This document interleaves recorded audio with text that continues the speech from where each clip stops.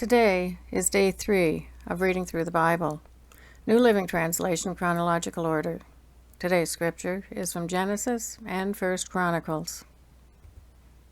Genesis chapter 7, starting at verse 1.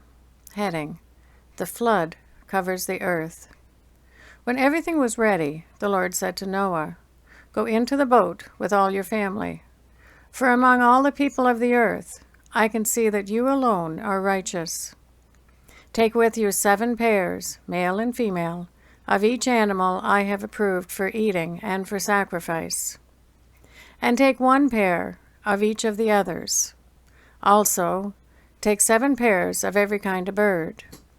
There must be a male and a female in each pair to ensure that all life will survive on the earth after the flood. 7 days from now, I will make the rains pour down on the earth.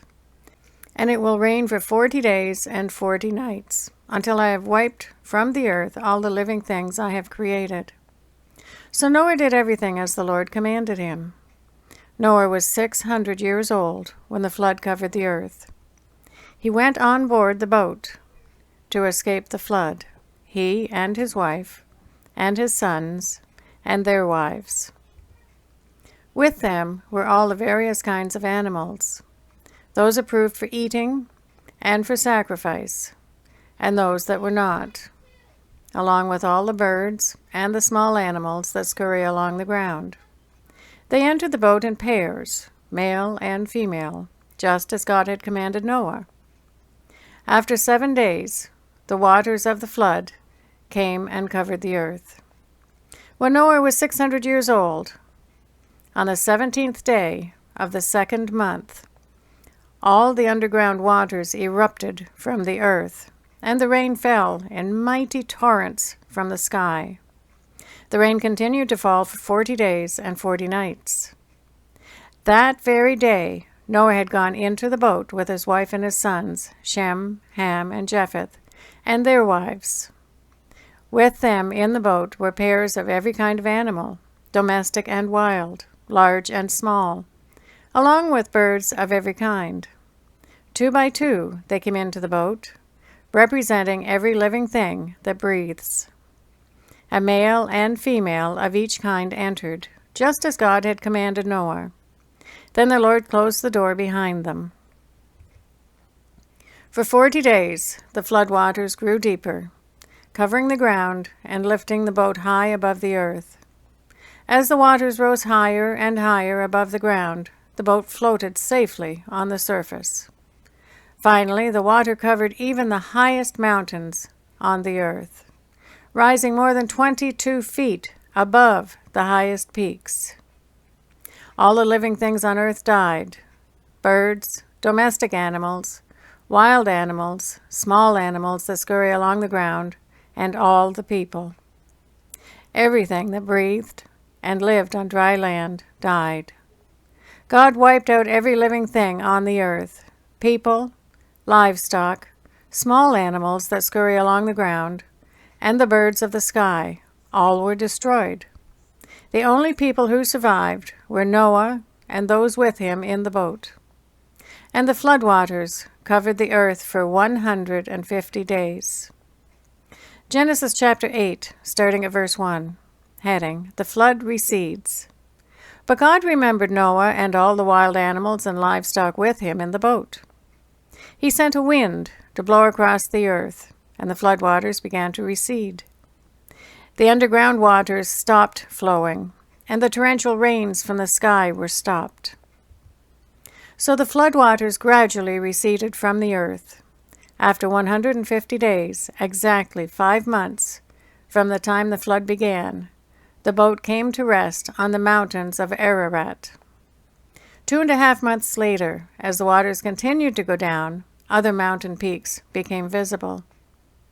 After another 40 days, Noah opened the window he had made in the boat and released a raven.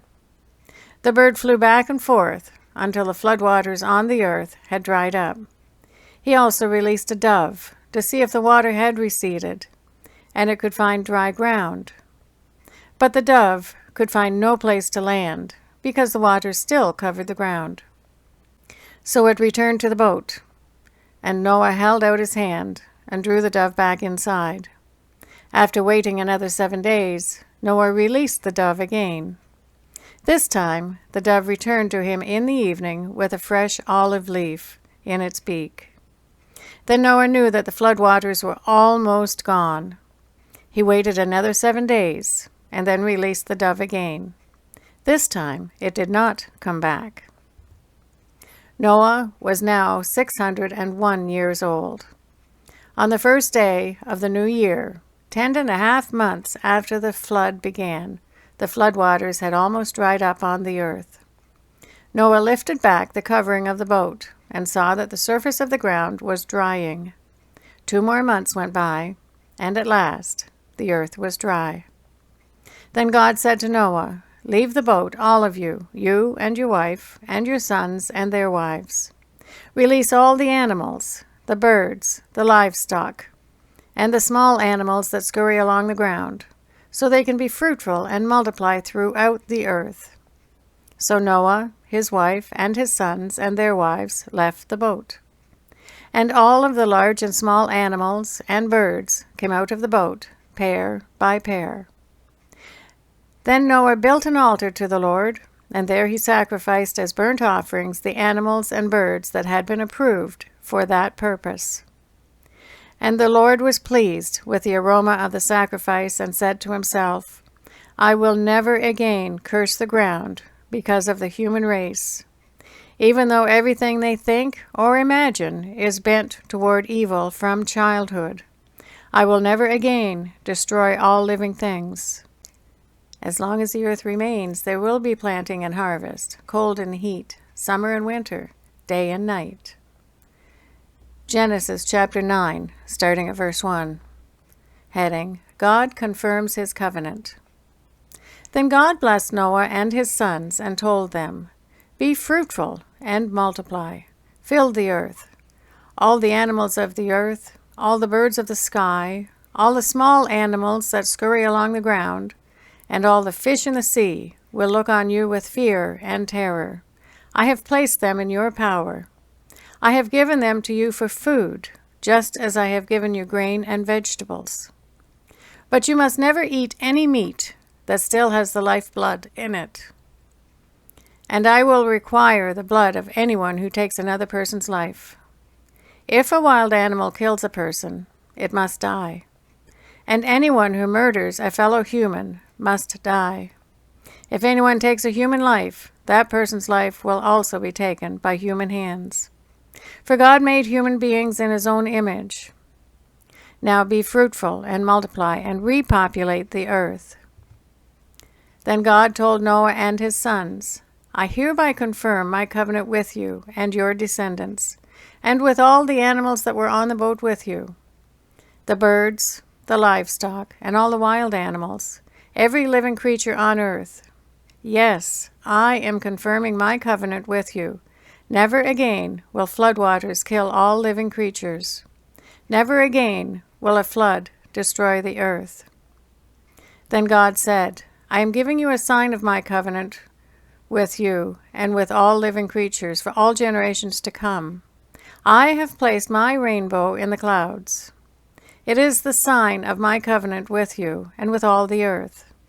When I send clouds over the earth, the rainbow will appear in the clouds. And I will remember my covenant with you and with all living creatures. Never again will the floodwaters destroy all life. When I see the rainbow in the clouds, I will remember the eternal covenant between God and every living creature on earth." Then God said to Noah, "Yes, this rainbow is the sign of the covenant I am confirming with all the creatures on earth." Heading, Noah's sons. The sons of Noah who came out of the boat with their father were Shem, Ham, and Japheth. Ham is the father of Canaan. From these 3 sons of Noah came all the people who now populate the earth. After the flood, Noah began to cultivate the ground, and he planted a vineyard. One day he drank some wine he had made, and he became drunk and lay naked inside his tent. Ham, the father of Canaan, saw that his father was naked and went outside and told his brothers. Then Shem and Japheth took a robe, held it over their shoulders, and backed into the tent to cover their father. As they did this, they looked the other way so they would not see him naked. When Noah woke up from his stupor, he learned what Ham, the youngest son, had done. Then he cursed Canaan, the son of Ham. May Canaan be cursed. May he be the lowest of servants to his relatives. Then Noah said, May the Lord, the God of Shem, be blessed, and may Canaan be his servant. May God expand the territory of Japheth. May Japheth share the prosperity of Shem, and may Canaan be his servant. Noah lived another 350 years after the great flood. He lived 950 years, and then he died. Genesis chapter 10, starting at verse 1. This is the account of the families of Shem, Ham, and Japheth, the 3 sons of Noah. Many children were born to them after the great flood. Heading: Descendants of Japheth. The descendants of Japheth were Gomer, Magog, Madai, Javan, Tebal, Meshach, and Tiras. The descendants of Gomer were Ashkenaz, Riphath, and Togarmah. The descendants of Javan were Elisha, Tarshish, Kittim, and Rodinim. Their descendants became the seafaring peoples that spread out to various lands, each identified by its own language, clan, and national identity.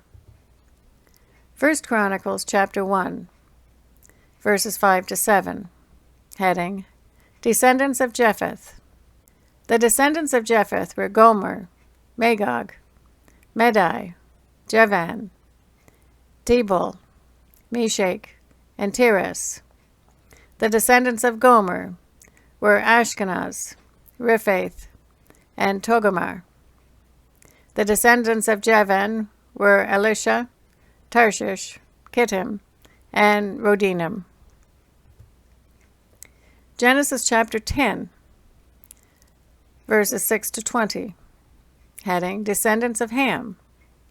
The descendants of Ham were Cush, Mizraim, Put, and Canaan.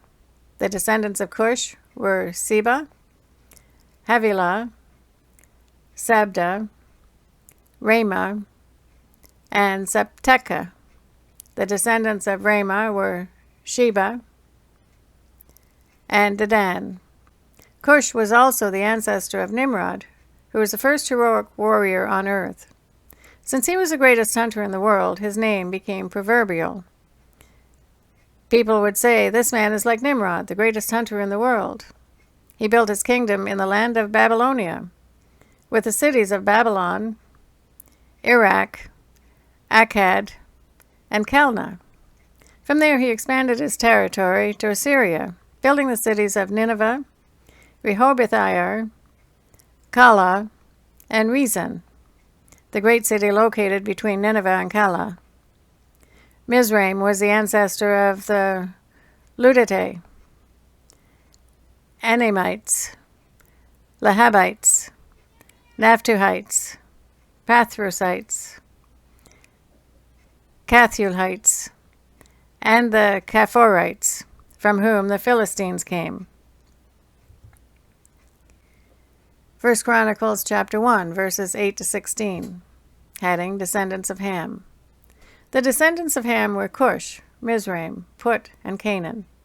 The descendants of Cush were Seba, Havilah, Sabta, Ramah, and Septeka. The descendants of Ramah were Sheba and Dedan. Cush was also the ancestor of Nimrod, who was the first heroic warrior on earth. Mizraim was the ancestor of the Ludites, Anamites, Lahabites, Naphtuhites, Pathrusites, Casluhites, and the Caphtorites, from whom the Philistines came. Canaan's older son was Sidon, the ancestor of the Sidonians. Canaan was also the ancestor of the Hittites, Jebusites, Amorites, Girgashites, Hivites, Arkites, Sinites, Arvadites, Semirites, and Hamathites. Genesis 10, verses 21 to 30. Heading, Descendants of Shem. Sons were also born to Shem, the older brother of Japheth. Shem was the ancestor of all the descendants of Eber. The descendants of Shem were Elam, Asher, Arphaxad, Lud, and Aram. The descendants of Aram were Uz, Hul, Gither, and Emash. Arphaxad was the father of Shelah, and Shelah was the father of Eber. Eber had two sons. The first was named Peleg, which means division, for during his lifetime the people of the world were divided into different language groups. His brother's name was Joktan. Joktan was the ancestor of Almodad, Sheleph, Hazarmaveth, Jurah, Hadoram, Uzal, Diklah, Obal, Abimael, Sheba, Ophir, Havilah, and Jabab. All these were descendants of Joktan. The territory they occupied extended from Mesha all the way to Sephir in the eastern mountains. 1 Chronicles chapter 1, verses 17 to 23. Heading, Descendants of Shem. The descendants of Shem were Elam, Asher, Arphaxad, Lud, Aram. The descendants of Aram were Uz, Hul, Gither, and Emash. Arphaxad was the father of Shelah, and Shelah was the father of Eber. Eber had two sons. The first was named Peleg, which means division, for during his lifetime the people of the world were divided into different language groups. His brother's name was Joktan. Joktan was the ancestor of Almodad, Sheleph, Hazarmaveth, Jurah, Hadoram, Uzal, Diklah, Obal, Abimael, Sheba, Ophir, Havilah, and Jabad. All these were descendants of Joktan. That is the reading for day 3, reading through the Bible.